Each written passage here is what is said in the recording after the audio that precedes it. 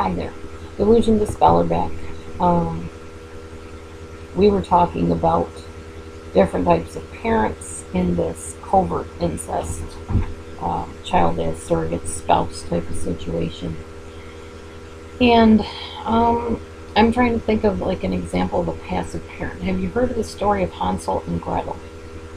In the story of Hansel and Gretel, the mother, stepmother actually, wanted the father to get rid of the children and get them lost in the woods. Well, the father was passive, and he didn't fight her on it, and he went along with it even though he disagreed with it. There's an example of a passive personality. He doesn't have a backbone, he doesn't say much of anything, just tries to make the other spouse happy or whoever it is. So, anyways, that talks a little bit about the passive parent. And if the passive parent is the one that is being neglected and replaced by the child in the relationship, they will not fight it, they just go along with it. I'll give you an example. I'm not really a passive person, but in my situation, because I was raised in a patriarchal type of belief system, whatever my ex-husband said was what went, and I went along with it. When something was happening in the family and I addressed it with regarding one of the children, I was told to basically keep my mouth shut, that I didn't know what I was talking about, that I was exaggerating things, that I didn't trust the child. Shame on me. Butt out. She's going to resent you if you keep on putting your foot down about this. Let her explore things. Blah, blah, blah. And I tried to step in and stop things from happening, but every time I tried to step in, I was told I was going to alienate the child from me and that I should be ashamed of myself for not trusting my own child. So I backed off because I became passive out of the fear of being scorned by the family, because at that point that was pretty much how I was being treated. Dinner time would be us sitting around the table and my ex-husband picking on me and the children joining in, and me getting so upset that I would take my plate and go in the other room and go on the computer. And then I was labeled as a computer addict that could not deal with anything and that I neglected my children. People didn't see the other side of that, that my children were attacking me, instigated by my ex-husband. And that's another story altogether. So, anyways, I became passive out of necessity of probably self-preservation. I don't know. I just didn't know what else to do. Okay, when the chosen child or the surrogate spouse becomes an adult themselves, they have problems in their relationships, as we told you before, as I told you earlier. There is a spouse now involved with the chosen child or adult child, and that spouse gets put in a really bad situation.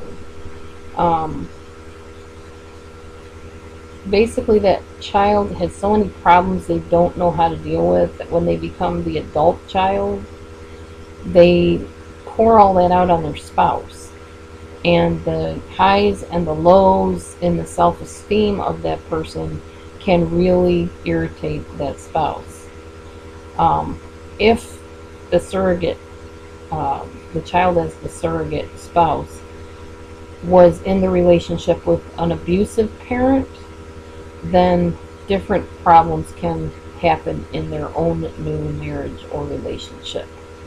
A scapegoat child, which is often what happens in this case if they're the victim of that abusive parent, they will look to the partner to fulfill their ego needs and to counteract all the years that they were abused and mistreated. And it's something that no other person and human being can do for them. And the only way they can break free of this is by going back and examining the dynamic that they just came out of with that parent that put them in the spouse role.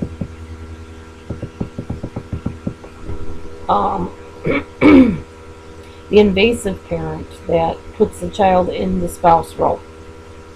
That child, when they grow up, can have a real problem with boundaries.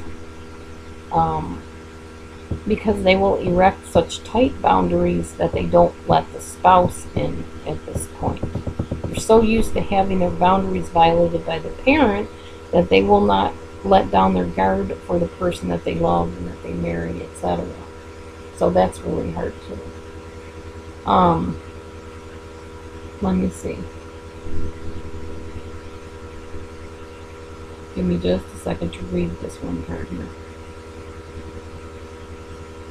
Oh, if the invasive parent and the child are still having a relationship when that child becomes an adult, that invasive parent will become the meddling mother-in-law or meddling father-in-law, telling that adult child how to run their lives and who to hang out with and what type of things to spend their finances on and where to live, etc., as if that parent is living in the marriage with that adult child. And it violates the couplehood of this new couple. It's just wrong. Sometimes the parent will even move in with them physically, and that causes even more problems. Now, if this is the case, that spouse of that adult child that went through this whole spousal role thing, that spouse, that husband or the wife of the child that grew up, will either give in and let the parent come in and take over, or they will fight against that parent, like they are intruding on their space. And the problem is, if they decide to welcome the parent in with open arms, then there's that toxic thing going on between the couple and this added adult that's trying to run everything. It's almost like the childhood situation being replayed, but in this poor adult child's new household with her husband or his wife. If the spouse of the adult child that was put in the surrogate position as a child decides to go up against that invasive parent, then it becomes a big brouhaha, a big fight, sometimes physical and sometimes not, but not a good thing. And sometimes that adult child will kind of underhandedly encourage her spouse or his spouse to fight the invasive parent, because it's their way of saying, ha, my husband or wife are going to protect me against you, and now I can finally get free. But it's hard because that invasive parent, or whatever kind of parent it is that put that child in that position years ago, will not blame the child for instilling the fight or stirring up the fight, but will blame her husband or her wife for starting the trouble. So see, it's a very distorted, messed up thing. Now, those are all my notes. Hang on a second here.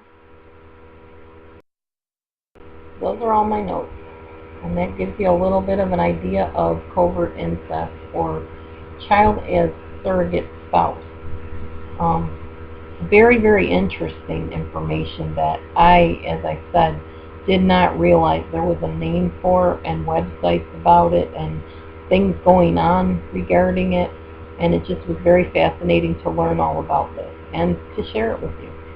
So, as always, if you're in an unsafe position, unsafe family, get some help. Get out. If it's not safe to leave, find a safe person to at least talk to about what's going on. And do not keep your family secret, because it is the hidden things that stay hidden that are often the most dangerous. Thank you for watching my video series on children as surrogate spouses. I hope you learned something from it. Maybe you could relate to it. I'd love to hear from you, hear your insights and your comments, and always some suggestions for new videos and things you want to explore. I can't always get to all of them. I get a lot of suggestions. I do what I can, but I'm always very much valuing your input, because if it isn't for you watching my video channel, I'd have nothing to talk about and nobody to talk to about it. So thanks for being the valuable watchers and viewers that you are, God bless you and have a great day.